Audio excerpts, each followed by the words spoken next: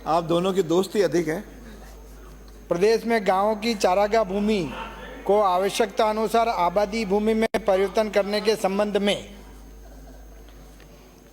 Number 1 राज्य सरकार के पत्र क्रमांक P-2/379 राज 3/81 दिनांक 1/6/1983 से आबादी विस्तार के संबंध में विस्तृत दिशा निर्देश जारी किए गए हैं, जिसके अनुसार 5 सदस्यों का प्रति परिवार मानते हुए तथा उसकी साधारण आवश्यकता बाढ़, जानवरों के लिए छप्पर, खलियान, खुला स्थान आदि को सम्मिलित करते हुए सूची तो दो। करीबन 700 वर्ग गज या 1/7 एकड़ भूमि को आधार मानकर आवासीय प्रयोजनार्थ आरक्षण किए जाने का प्रावधान है। प्रति 200 परिवार या 1000 की जनसंख्या के आधार मानकर 10 एकड़ भूमि का सार्वजनिक प्रयोजनार्थ आरक्षण, जिसमें स्कूल, पंचायत घर,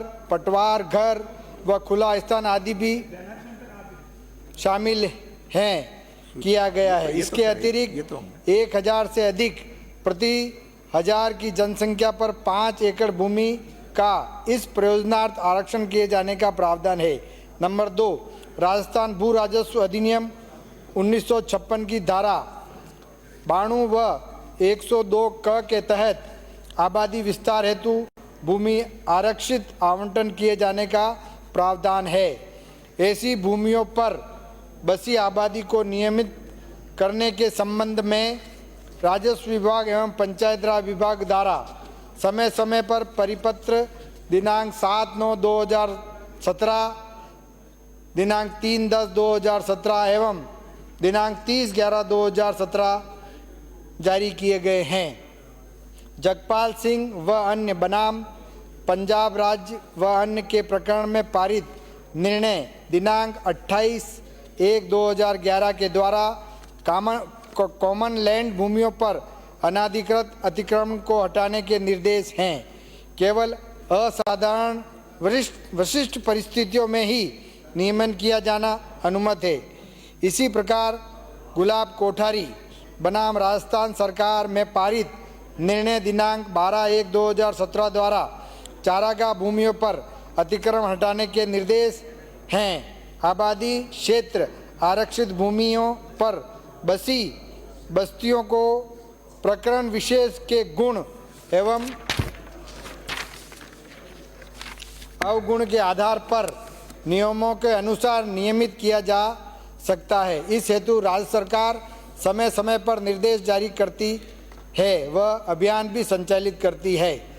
चारागाह भूमि पर अतिक्रमण कर बसी सघन आबादी के नियमितीकरण हेतु विभाग द्वारा पॉलिसी 27/12/2021 जारी की गई है।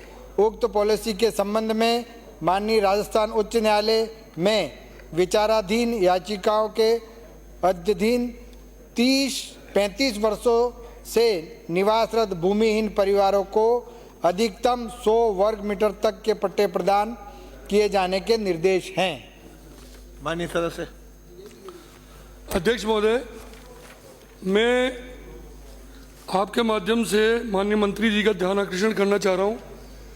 अभी आपने कहा कि जगमाल सिंह बनाम पंजाब राज्य व अन्य प्रकरणों में तथा गुलाब कोठारी बनाम राजस्थान सरकार के प्रकरणों की वजह से हमने ये फैसला किया। लेकिन अध्यक्ष महोदय, मैं आपको निवेदन करूंगा कि 2003 और 2004 में हमारे चित्तौड़गढ़ जिले में तत्कालीन कलेक्टर रणजीत सिंह जी गठाला, जिन्होंने एक ही फैसले से चित्तौड़ जिले की हजारों बीघा बिलानाम भूमि, जूली जी थोड़ा सुन लो यार, आप भी सुनोगे तो कौन सुनेगा। अध्यक्ष महोदय, 2003-2004 में तत्कालीन कलेक्टर महोदय ने चित्तौड़गढ़ और प्रतापगढ़ जिला, जो रेवेन्यू मंत्री जी का जिला भी है, पहले वो चित्तौड़ जिले में ही था, एक आदेश से हजारों बीघा जमीन को बिला नाम को चारागाह में कन्वर्ट कर दिया उन्होंने, एक आदेश से। अध्यक्ष महोदय, एक तो मेरा पॉइंट ये है कि उसको वापस बिला नाम किया जाए, और दूसरा आदिवासी क्षेत्रों और चाहे आवासीय और गैर आवासीय जो कब्जे आदिवासी क्षेत्रों पर हैं या एससी के क्षेत्रों पर हैं। अभी आपने कहा कि 35 साल के अंदर जो कब्जे हैं वो उसके पहले के जो कब्जे उनको पट्टे दे रहे हैं। मुझे नहीं लगता राजस्थान के कितने लोग यहाँ पर बैठे हैं, पूरे राजस्थान में कई पट्टे नहीं दिए जा रहे। मेरा अध्यक्ष महोदय आपसे निवेदन है कि लाखों लोग जो पिछले 100 साल से, कोई 80 साल से, कोई 90 साल से मकान बनाकर वहाँ पर बैठा है, न तो उसका कोई लाभ उसको मिल रहा है, न प्रधानमंत्री आवास में कोई पैसा उसको मिलता है, न कोई लोन मिलता है, न बिजली का कनेक्शन होता है, न कोई उसको कोई दूसरी सुविधा मिलती है। इस वजह से और फिर अतिक्रमण के नाम पर जब चाहे आदेश निकल जाते हैं उनका अतिक्रमण तोड़ने चले जाते हैं। मेरा अध्यक्ष महोदय आपके माध्यम से यही निवेदन है कि उन सबको नियमित करने के लिए सरकार को कोई न कोई योजना बनानी चाहिए। इसके अलावा चंडोट में कई खेतों के और कई गाँव के रास्ते निकल रहे हैं, उनको भी नियमित करना चाहिए। उन रास्तों को भी बंद कर देते हैं, इससे गाँव वालों को बहुत सी बार ऐसी दिक्कतें आती थी। कई आबादी जो गांव बसे हुए, गांव के बीच में चारा का भूमि, तो उसके बदले भी दूसरी भूमि देके उसको हटाना चाहिए। तो ये चीज़ें अध्यक्ष महोदय सिर्फ मेरा मैटर नहीं है, पूरे राजस्थान के लाखों गरीबों का, अनुसूचित जाति और जनजाति के लोगों का, जो बरसों जो 1000 रुपये, 2000 रुपये, 5000 रुपये, 10,000 महीने के भी नहीं कमाते, और उन्होंने छोटे छोटे मकान बना रखे हैं और अतिक्रमण के नाम पर उन मकानों को हटाया जाता है। मेरा आपके माध्यम से मंत्री महोदय से यही निवेदन है, अगर आपको कोर्ट का कोई लग रहा है कि राइडर है, उसमें कोई दिक्कत आ रही है, तो राज्य सरकार, विधानसभा हो चाहे लोकसभा हो, उसमें कानून बना सकते हैं। कोई ना कोई नियम हमको तय करना चाहिए कि आज के इतने साल पहले जिनका कब्जा उनको नियमित करके उनको कम से कम गरीब आदमी की सुविधा दो। इसके साथ फॉरेस्ट की भी आप देख लो, आज में राजस्थान में फॉरेस्ट में हजारों गाँव ऐसे हैं जहाँ जंगल जो आपके क्षेत्र में पूरा हमारे मेवाड़ में, जहाँ पर न तो उसको बिजली की सुविधा है, न मकान बनाने की सुविधा है, न पानी की व्यवस्था है। तो ये बिल्कुल ऐसी जिंदगी गुजार रहे हैं अध्यक्ष महोदय, और उनका भला अगर हम नहीं करेंगे तो कौन करेगा। मैं आपके माध्यम से अध्यक्ष जी, मंत्री महोदय को ये कहूँगा, इस बात का आप जवाब दें कि हम कितने समय में इसका फैसला करते हैं। और विशेष रूप से चित्तौड़गढ़ और प्रतापगढ़ जिले के जिन जमीन को हमारे तत्कालीन जिला कलेक्टर महोदय चढ़नोट बना, एक साथ चढ़नोट का आदेश करके, इससे अब खड़े होकर बोलो ना पूरे प्रदेश, सदस्य को बोलने दो, ये पूरे प्रदेश का मामला है। आप गाइड मत करो, समझदार हैं। तो और मैं पुराने मंत्री हैं। महोदय आपसे निवेदन करूंगा कि इसका कोई कानून बनाए ताकि लाखों लोगों को राहत मिल सके।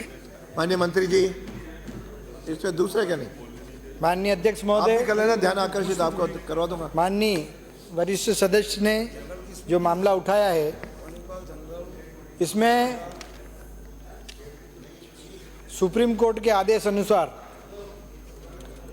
आने वाले समय में जो भी सुप्रीम कोर्ट के डायरेक्शन के अनुसार जो भी काम होगा वो हम सरकार के माध्यम से करेंगे, क्योंकि चढ़नोट एक बहुत महत्वपूर्ण और बहुत आने वाले समय में बहुत महत्वपूर्ण और बहुत आवश्यक भूमि की श्रेणी में आ रही है। इसलिए और सुप्रीम कोर्ट के जो डायरेक्शन है उसके अनुसार ही भविष्य में सरकार कार्य करेगी।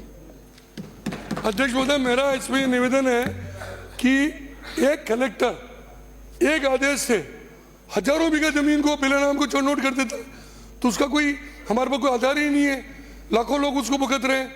और इसलिए मेरा निवेदन है कि इस पे मंत्री जी थोड़ा संवेदनशील होकर इसके बारे में विचार करो। माननीय सुप्रीम कोर्ट को हमको मानना चाहिए, लेकिन अब कोई सीमेंट फैक्ट्री लगती है तो आप माइनिंग लीज के नाम पर चढ़नोट वहाँ देते हो आप जमीन, दूसरी इंडस्ट्रियाँ लगती है उसको देते हो। इन गरीबों के साथ अन्याय क्यों हो रहा है? तो इन गरीबों को आपको भला ध्यान में आ गया सरकार के, सरकार गंभीरता से इस पे विचार करे।